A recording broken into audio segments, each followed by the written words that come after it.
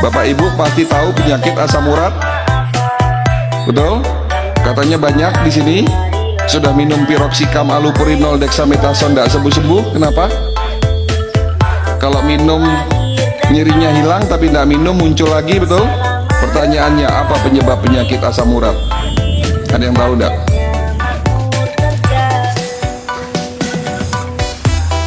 Kacang kok disalahin? Purin. Purin itu apa, Pak? Purin itu adalah sisa metabolik dari proteinnya. Tapi tidak semua orang makan makanan yang mengandung purin. Kacang mengandung purin tinggi, daging sapi mengandung purin tinggi, jeroan mengandung purin tinggi, emping, melinjo, jengkol mengandung purin tinggi. Tapi tidak semua orang makan itu pasti kena asam urat. Lalu apa penyebab penyakit asam urat? Penyebab penyakit asam urat adalah gangguan fungsi organ ginjal. Sakitnya di sendi, penyebabnya di ginjal. Jadi yang harus diobati apa? Ginjalnya, Pak. Diperiksa secara holistik, apa penyebab gangguan ginjal? Bahkan gigi berlubang bisa menyebabkan kebocoran ginjal. Itulah holistik, pengobatan dari hulu ke hilir. Boleh enggak kalau orang sakit asam urat,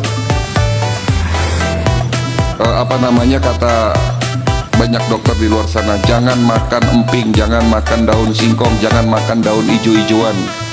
Ini seperti makan buah simalakama, dimakan bapak mati, tidak dimakan ibu mati. Sementara kita butuh serat, kita butuh sayur-sayuran, tapi bapak dilarang untuk tidak makan, tidak boleh makan sayur-sayuran, karena nanti asam uratnya naik. Bukan begitu caranya pengobatan. Obati ginjalnya. Setelah ginjalnya sembuh, insya Allah asam uratnya sembuh, bapak boleh makan sayur lagi. Pak, penyebab penyakit diabetes apa, Pak? Gula. Manis-manis. Pertanyaannya, apakah di sini yang suka manis-manis pasti kena diabetes? Siapa di sini yang suka manis-manis tapi tidak kena sakit diabetes? Tapi ada juga orang di luar sana yang tidak suka manis-manis tapi sakit diabetes.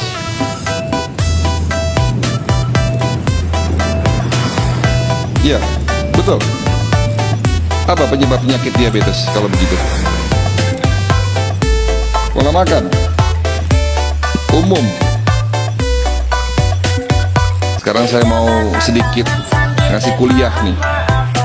Di dalam tubuh kita adalah satu kesatuan, mulai dari sistem organ, suborgan, jaringan, dan sel. Bagian terkecil dalam tubuh kita adalah sel. Betul? Ada berapa jumlah sel dalam tubuh kita? 500 triliun sel. Mulai dari sel kulit, sel otot, tulang, dan organ. Semua dibentuk oleh sel. Sekali lagi tolong perhatikan, bagian terkecil tubuh kita adalah sel. Jadi artinya jika ingin membuat tubuh Bapak sehat dan kuat, buatlah sel kita sehat dan kuat. Jadi kalau ada penyakit muncul, berarti terjadi kerusakan sel. Lalu apa penyebab penyakit diabetes? Kerusakan sel pada organ pankreas dan kerusakan sel pada hormon insulin. Saya meyakini benar, kami para dokter meyakini benar bahwa penyakit kronis seperti jantung, stroke, diabetes adalah penyakit yang tidak dapat disembuhkan. Orang yang divonis sakit diabetes, seseorang yang divonis sakit hipertensi, apalagi jantung, stroke, dalam ilmu kedokteran medis dikatakan tidak dapat disembuhkan. Itu kita yakini benar karena memang teorinya seperti itu. Tetapi kita sebagai muslim, kita percaya benar Apa yang sudah diucapkan oleh Nabi kita itu adalah sebuah kebenaran, dan salah satu kutipan hadis yang berkaitan dengan kesehatan, li kulli dain dawa, setiap penyakit pasti ada obatnya. Ini masih ada lanjutannya sebenarnya. Maka berobatlah kamu, dan jika obat tersebut tepat menemui sasaran penyakitnya, insya Allah dengan seizin Allah penyakitnya akan sembuh.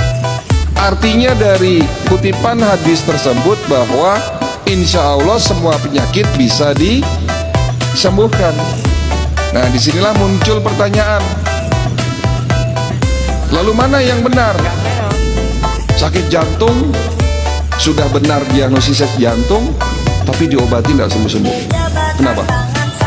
Karena ternyata penyebab sakit jantungnya ada penyakit penyerta, ada penyebab di tempat yang lain yang menyebabkan sakit jantung, dan penyebab sakit jantungnya ada di usus besar. Penyakit di usus besar inilah yang belum ketemu dan belum diobati, makanya butuh pemeriksaan holistik. Kenapa? Karena gejala penyakit, tolong dicatat, tolong diingat, gejala penyakit belum tentu penyebabnya di tempat yang sakit. Terkadang sakitnya di dada, ternyata penyebabnya di usus. Ternyata sakitnya di perut, belum tentu penyebabnya di perut. Sehat atau tidak sakit? Sehat pasti tidak sakit belum tentu sehat. Kenapa saya mengatakan begitu? Orang yang divonis sakit diabetes belum tentu merasakan sakit. Bahkan orang yang divonis kanker sekalipun masih bisa beraktivitas dengan normal. Kanker stadium 1, bahkan kanker stadium 2, terkadang tidak muncul gejala yang kita rasakan.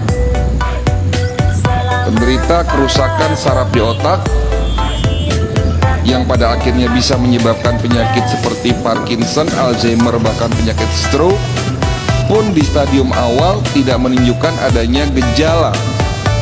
Dan hari ini WHO menyatakan hampir 70% penduduk dunia dalam kondisi tidak sakit namun juga tidak sehat. Jadi yang benar-benar dinyatakan sehat oleh WHO hanya 15%. Siapa? Mereka yang sehat secara body, mind and soul, fisik, pikiran dan jiwanya, dan secara fisik harus dibuktikan dengan medical check up.